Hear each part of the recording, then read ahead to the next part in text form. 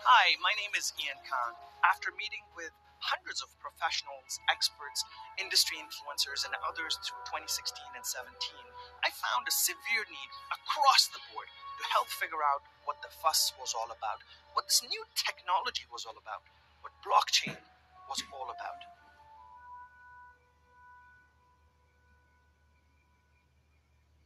Blockchain City is the true story of blockchain and the reality of how it impacts us all as people, our cities, our workplaces, our families, and our future.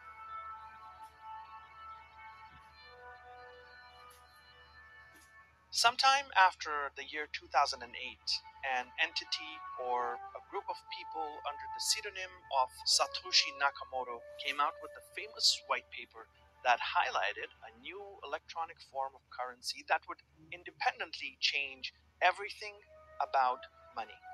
A new revolution had begun.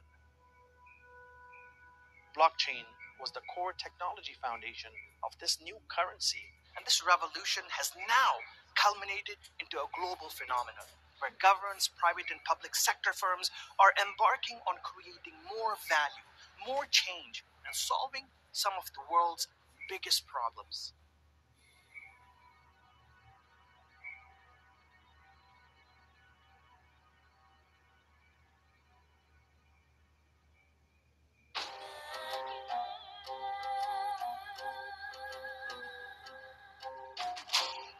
My journey of understanding this global movement to create more trust, secure our transactions, and to create more value started in the city of Dubai. This is where the vision of tomorrow is driving an aggressive strategy of how technology can augment our capabilities. Follow me on this journey as I embark on a quest to find the truth from those who know best where we're headed. In the middle of the Arabian Peninsula, one of the most well-known cities is Dubai, a fast-growing metropolis and the epicenter of change in the Middle East. Dubai has always been synonymous with progress, challenging the status quo, and dreaming big. The government of Dubai, with its vision of tomorrow, powered by technology, has embarked on an aggressive plan to enable a blockchain-based government by 2020. The UAE also has a national plan to enable blockchain across all 7 Emirates by the year 2030.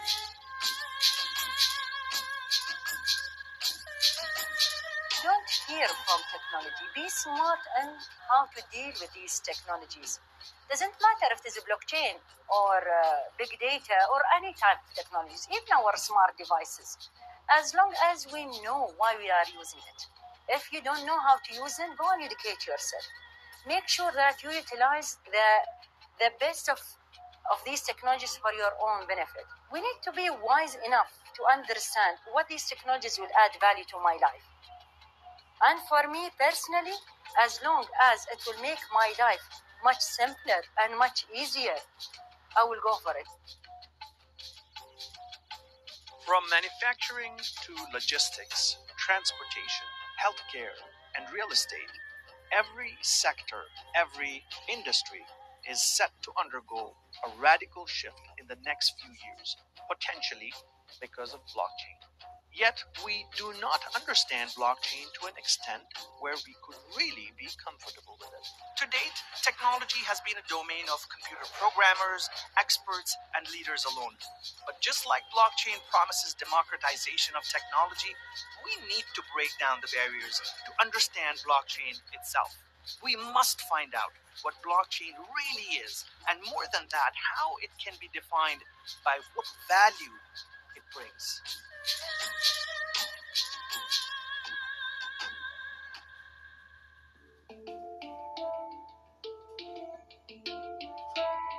A blockchain is essentially a breakthrough in database technology. It's a new kind of database system that, because of its architecture, enables everybody on the system to trust the system. It's a tool for decentralizing relationships, contracts, and decision-making so that they aren't mediated by gatekeepers of various kinds. It's a very powerful idea. If you use a little example here to make it a bit more illustrative to the viewers, you could think of a transaction which we all observe. So let's assume all the viewers here which are watching us right now would have a little black notebook on their lap and would kind of take notes of all the transactions they are seeing. And they are seeing right now a person here standing, which maybe they are not familiar with, and that person is holding $20 in his hands. So you have super sharp eyes and you can see the ID and everything, and this is a legal token. So now you see that I give this $20 to this gentleman over here, which you don't know, but you have seen the transaction took place. Now you write this transaction in your little black notebook and calculate a little sum to that, and you add all the subsequent transactions to that. Now let's say in 5 minutes I'm saying, oh, wait a minute, that went $20, that were $100, and I want my $100 back. So all the people who are viewing this transaction, I would have now to convince that their transaction, which have been kind of jotted down in their little black notebooks, are not actually $20, but $100.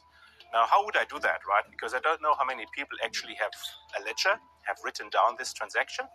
And on top of that, I would have kind of pried my way through. I have to persuade them to change the entry. Why would they do that, right? Because they don't know me. There's nothing they can gain here. And in parallel, all the other transactions which are ongoing, because more people kind of doing payments, they have to be jotted down as well. So they would be super busy, and that would be prohibitively expensive for me to do so. So economically, it doesn't make sense. Despite the various explanations that blockchain is defined as, it's still hard to sometimes comprehend the actual technology. And for that, we must understand it beyond just its architecture. One of the most innovative and forward-thinking countries in the world is also one of the tiniest European nations, Estonia. Over the last 2 decades or so, Estonia has really laid the foundation of a digitally powered nation and is now reaping its rewards. Estonia is also considered to be a leader in blockchain, which in some ways is often a less represented fact. Estonia kind of had blockchain databases before the term blockchain was coined. But I would have to say that Estonia is not a blockchain nation, so we don't run fully on blockchain. We just happen to be in a position where we created similar databases that are now referred to as blockchain technologies. And we use that in our people's registry and to run our state databases and systems.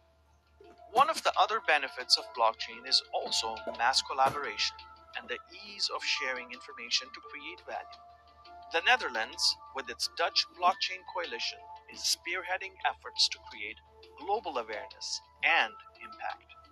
It's a missing piece to support collaboration between different companies, between different governments in a supply chain. It can help you to work together and to give you as a person a better user experience and make new things possible. And yet, where would we be without really addressing the need for us humans to live a life of acknowledgement, respect, dignity, and value? Maybe blockchain can help us realize our true human potential. For me, blockchain is going to help me become more me. It's going to celebrate my individuality. I feel like the IP of who we are and our ideas will have value and meaning, and I think that's going to be a huge shift.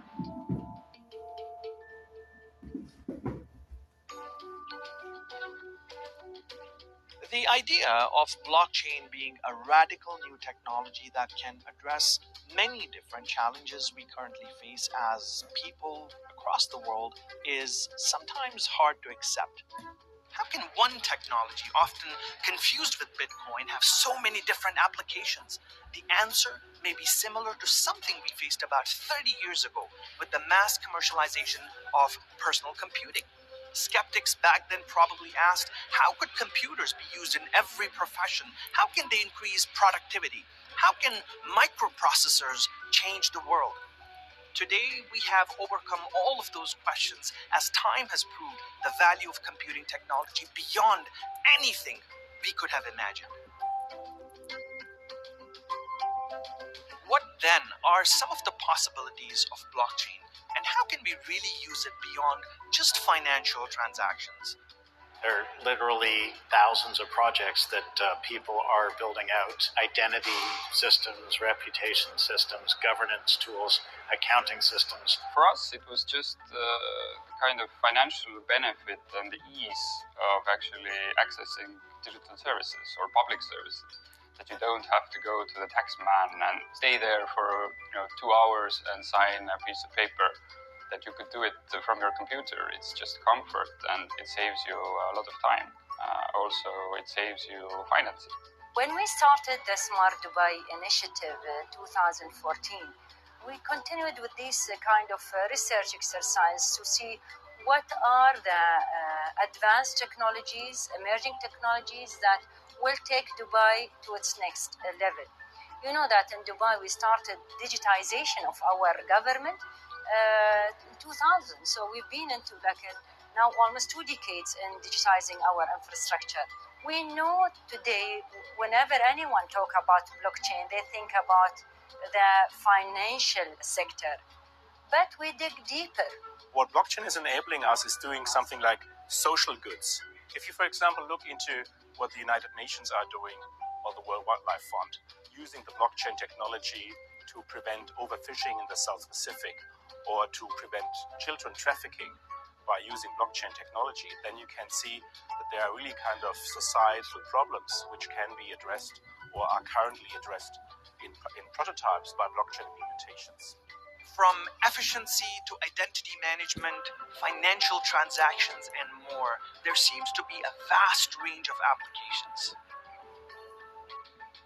We started as a publishers, and we saw the print media going down. We were trying to find the answers, where it is going, what is the media future. So we were thinking that we need to give all the power to the authors, those who create the media, and we realized very quickly that there are so many inequalities in the world, and that without giving the ownership to those who really create the value in the economy, there would be no possibility to bring back the trust and create something that will disrupt these monopolies that are, controlling the entire media space now. Trust, democratization, and more. They also say that blockchain works as a tool for accountability, recording every transaction, an immutable, unalterable, and permanent record of things.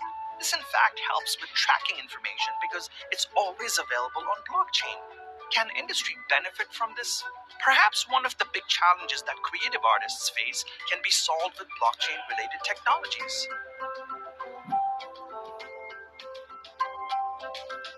So many examples of how it can change the music industry. I mean, a very simple example is if you've signed a contract with somebody for, say, a record deal or a publishing deal.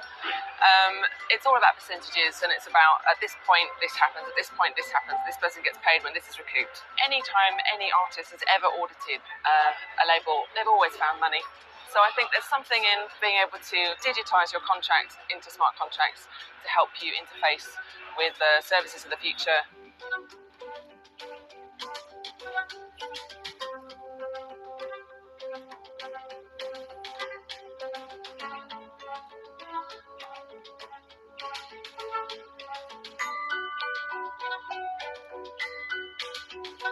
One of the biggest bugbears in the music industry that's failed time and time again is to try to create a verified, authorized, global database of music, of songs, a repertoire.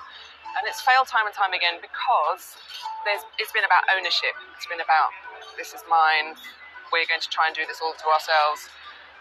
But in opening that up and becoming an open database where people can author that and attribute their worth to that and potentially be a part of that payment in the future also makes these things possible. I feel finally we can create a music ecosystem that is worthy of the music that we love. Content creators can now be compensated for their hard work and finally fight the war with piracy, which costs the music industry billions of dollars every year. But can you and I, as content creators, benefit with a technology such as blockchain as well? We are putting the contents of Wikipedia plus an extra million articles that we've added to Wikipedia on the blockchain.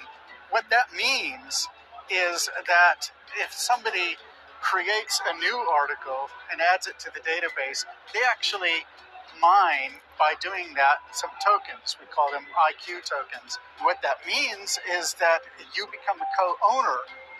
You have a financial stake in the creation and the quality of knowledge.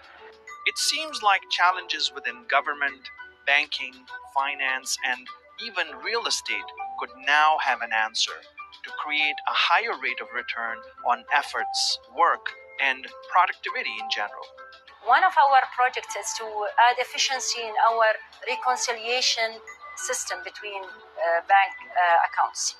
Normally, this kind of transaction take almost 45 days. And we thought by implementing blockchain, it will add 30 to 40% efficiency. But it gave us 100%. It dropped that time from 45 days to 0. So why not transferring this experience to the rest transactions in the government, whether it be internally, in our, for instance, HR transactions, procurement transaction, but also the transaction for the users. Why I should wait like for days or months to buy a house? Why it's not only like a matter of pressing a button? Just imagine how complicated bureaucracies are, right? And translating that into code, which is what's required by putting those operations on the blockchain, sounds like a very tall order. There is a natural tension, actually, between government operations in general and the blockchain, because what the blockchain is disintermediating relationships between individuals.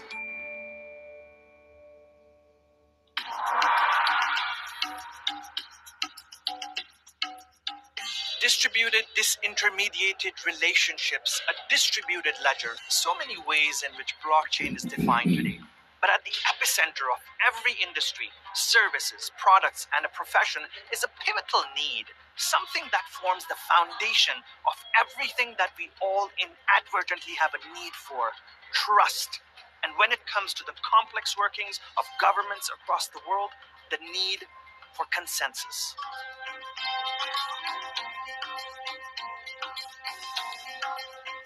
First, you have to find the trust in your citizens, that they trust the government with their data. It's a psychological thing to actually earn the trust. And then you have to have a very rigid system of infrastructure with these databases that we can actually access different data, pull it together. I think these are the first steps. It's definitely not an easy journey, but to stay competitive, I do think it's necessary. In Dubai, we didn't take every sector individually. We took it from an experience perspective. So when we launched this strategy, we focus on three elements.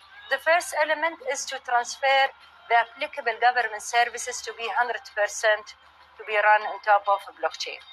The second component to support building the blockchain industry in Dubai by attracting startups and entrepreneurs in this industry. And the third component to be a global thought leader when it's come to, again, the blockchain industry.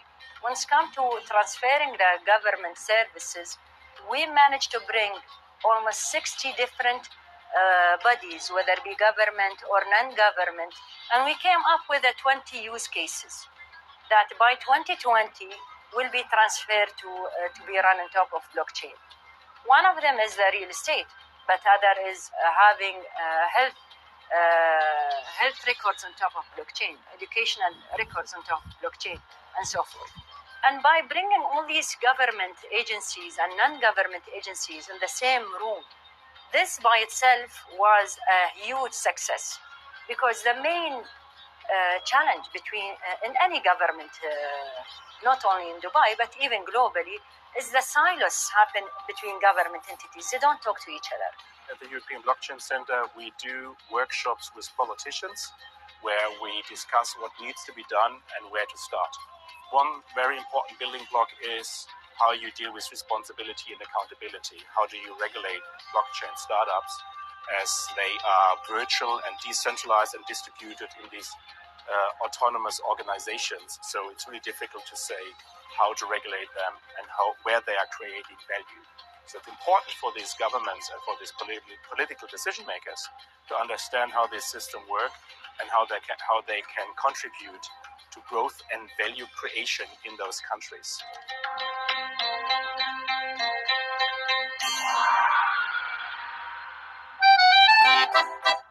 From some of the largest cities to small towns, everyone seems to be driven with this need for change.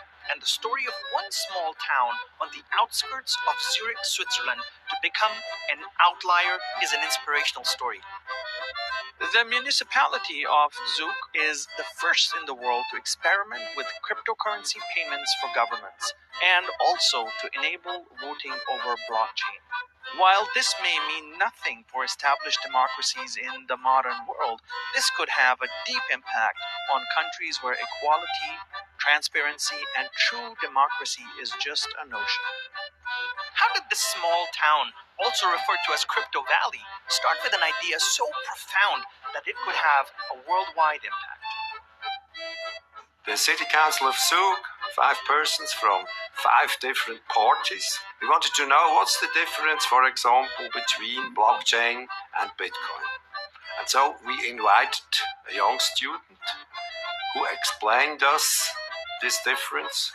We didn't understand everything.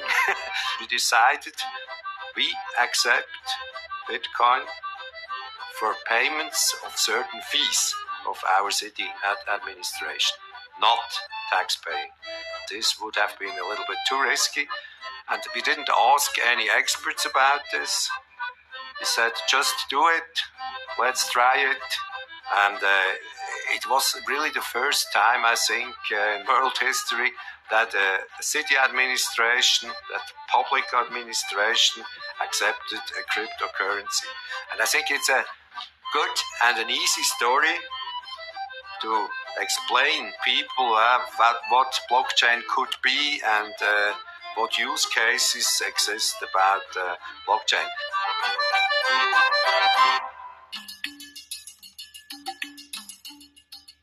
Collaboration, working together, and creating an ecosystem all seem to be the right approach, from creating think tanks to councils that help drive the mission.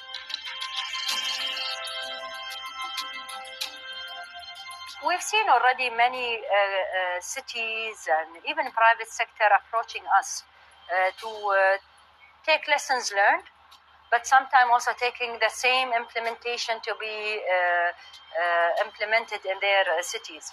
Working very closely with the Estonian government, working very closely with the Indian government, the Maltese government, to share these experiences. Actually having the largest blockchain summit run here in Dubai and attracting more than 100 speakers and more than 6,000 attendees, this by itself is a success story by how we shared our experiences here in Dubai and transforming it to the world by having this kind of a platform. A lot of cities are working on smart cities. Well, you can use blockchain to build real smart cities instead of only talking about it. So focus on the topics which are already important in your city. For example, street lights with a sensor in it. And when the sensor or the street light is broken, the sensor triggers a smart contract, and the smart contract sends out a micro job. And when a certified repairman has fixed the street lights, then he gets paid immediately. You can't only read about blockchain, you must also start these small experiments, and the technology is good enough to run those experiments, to understand better what will be the opportunities and also the challenges of blockchain for your own city.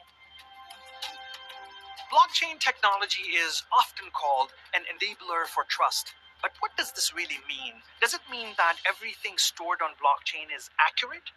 Does it mean that blockchain will correct any inaccuracies in the information? Or does it just mean that blockchain has a way to account for information every single time? In my understanding, technology is a big factor for creating trust. Just as we are sure that aeroplanes fly and cars can drive, that electricity will light up in a room at the flick of a button, if it's not trust that technology enables, then what is it? How would the distributed computing of things such as voting rights enable trust? There are many questions that still need to be answered. It's really kind of something which is interesting because the discussion around trust is something which is kind of rooted deep in human beings. And maybe you trust institutions, but essentially they are also human beings. Now, with the promise of blockchain, kind of many people argue that there is no need for trusting anymore because there is certainty. Well, of course, there's still a need for trust because now you have to trust the technology. But the piece which the technology takes care of, namely the visibility of the transactions which are now transparent in the open daylight, that is something which creates trust that that transaction is secure, right? But still kind of the trust element is still here, but it's kind of improving the certainty in a transaction. There are these fundamental kind of psychological boundaries in older societies, I would say. People who don't trust their governments at all because they've just had a very bad history of data breaches and the government using their data in an inefficient way. In Estonia, I can say that we have a very tough data privacy laws, and once your data is given to the state, they can't really use your data if they don't have a ground for it. So this is a very serious offense if someone looks at your data and they don't have a reason to look at your data. And we also try to ask the data only once. So if you have given your data to the government, there's no reason why you should do it again. Blockchain technology will profoundly transform economic, social, and political systems. It is a new trust architecture, and we're going to be able to take essentially thousands of years of technology that we've built up to this point and place it on top of a more sound foundation, a more equitable foundation also. That said, it's going to take time for this brand new technology to ramify. It requires greater scalability. On the public side of things, you don't have a lot of scalability and you don't have a lot of privacy and confidentiality. You can do that in some ways, but we need more robust mechanisms for privacy and confidentiality. We made an app for the transportation of toxic waste. And when you transport toxic waste, there's a lot of administrative burden. Almost every truck with waste will cross a border. But if the truck can only use this application until the border, it doesn't make sense at all. You must work together with the other countries the truck is passing. So it was immediately clear for us we must work together with Belgium, with Germany. So we must collaborate with governments worldwide to share prototypes, to share knowledge, and to make decisions. You can also learn faster working together. Usually in Switzerland, trust in government is high. That's a good place for making tests with such a system. I think it's a better system than, for example, the e-voting systems we already have, but they are on a centralized computer. The best advantage this system has is you can always check, is my vote, my ballot. This could be also a measure against corrupt states, maybe. Okay, the dictator would have to accept this system. I think that could be a problem. You also can be a little bit critical. I think that's necessary. It's not to be enthusiastic. You must be open for this new technology. And I think so you get trust with daily experience, with simple use cases, with good stories to tell to the people. I think storytelling is the most important thing. Yeah. The future of many ambitious projects and solutions of problems is on the horizon, and blockchain could save the day.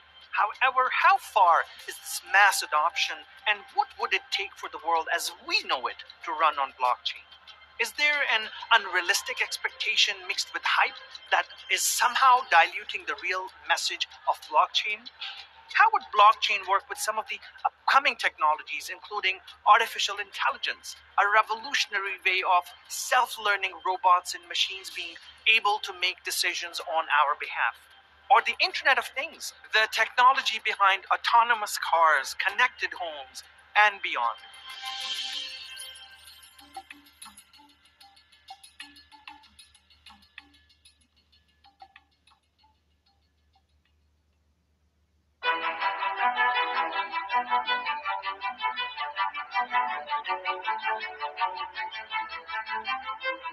The next few years will be a very short time to tell, but when we talk about 5+, 10+ years, the Internet of Things will definitely have an effect in the next 5 years, connected by some kind of identity. So I do believe that there has to be a global form of identity if people are in different societies and they want to be connected with each other.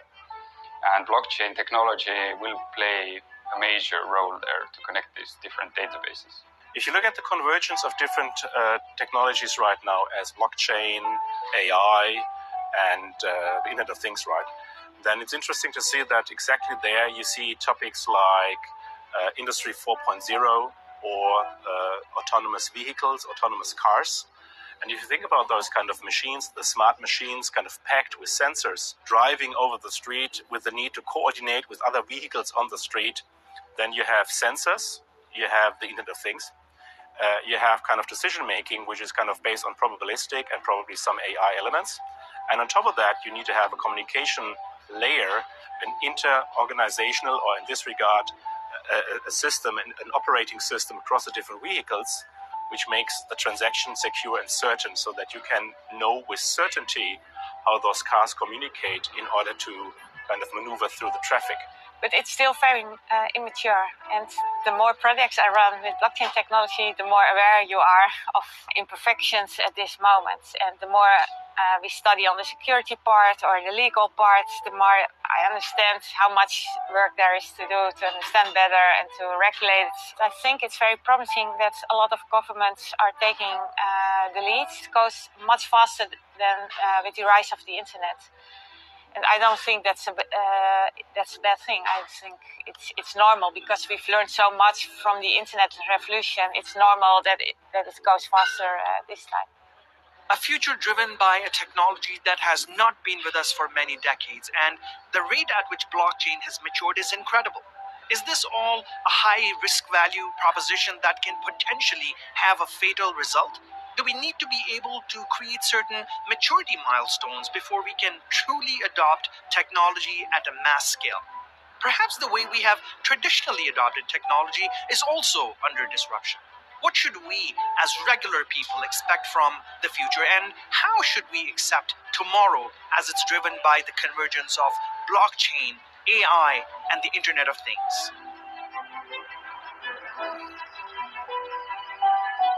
Many of my other city managers, colleagues globally, asking me, don't you fear that blockchain will disrupt your role as a government? When talking about government, we have main two elements or roles: to authenticate transactions and make sure that this transaction is secure. Blockchain will allow us to even take these two roles to its next level, to make sure when there is an authentication component, it's happened faster and even safer. For normal people, I don't think they should worry about blockchain or AI or IoT. They're never going to use a blockchain. They may use cryptocurrencies. They may use applications that software developers build on blockchains, but they don't really use the World Wide Web protocols right now. They just use applications that software developers have hopefully configured into compelling, elegant user interfaces where you can essentially have greater agency in your professional life, greater agency in your social, political interactions. So you will be more in control of what you're doing and in greater ownership. If you think about kind of having in the future control over your digital traces, for now, we know Facebook and the like, they have all the data and we have no control over them. even though this data belongs to me. If you think about using your mobile phone or your credit card or your Facebook account, we grew up with this notion of, in order to be part of the digital world, we have to pay, and we pay with our data. And we sort of bought into this argument. That is not a given. We can think of systems which are designed in a way that you stay in control of your digital traces. That is important for people to understand, that this is potentially the paradigm shift. There could be something like a Facebook on blockchain where you are always kind of in control of your data. That also means that you have to have a digital mindset, which allows you actually to be able to manage your digital persona, your digital representation. And that is something we also have to learn. As we accept and know that we are responsible for our body, that we are also responsible and accountable for our digital person in the digital sphere. This technology is really working, and it's really easy to use this technology. You only need a cell phone and not much more. And that's something even people in Africa, they have it. They can do it. It's a chance for people to have more democracy in the world. And their real goal is to make the world better. It's not making money first, maybe after that. But the first step is to improve this world. And here technology can help. I feel like the things that you want to do in life, the things that you're passionate about, what helps you to be good for yourself, to your friends, and to the planet, that combination is where I feel this blockchain is beginning to help us be there. Combination of that, AI and Internet of Things, that combination of intersection of those things and the people being able to follow their dreams. Ultimately, we want to live in harmony with our planet. We want to live in harmony with each other.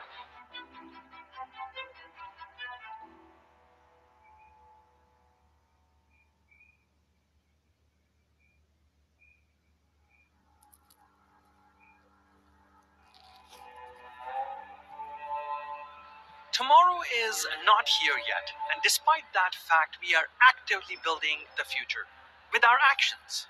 Whether it is blockchain or any other technology, perhaps something that has not even been invented yet, what is the path for us as a race, as humans on this planet, to make this world a better place?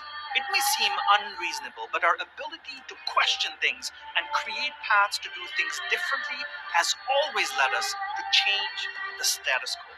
Whether you are someone who is working within an industry or striving to be a professional, whether you are a bystander to this revolution of a technology-driven world or an active participant in creating this change, you cannot avoid being part of this phase through which humanity is currently going through.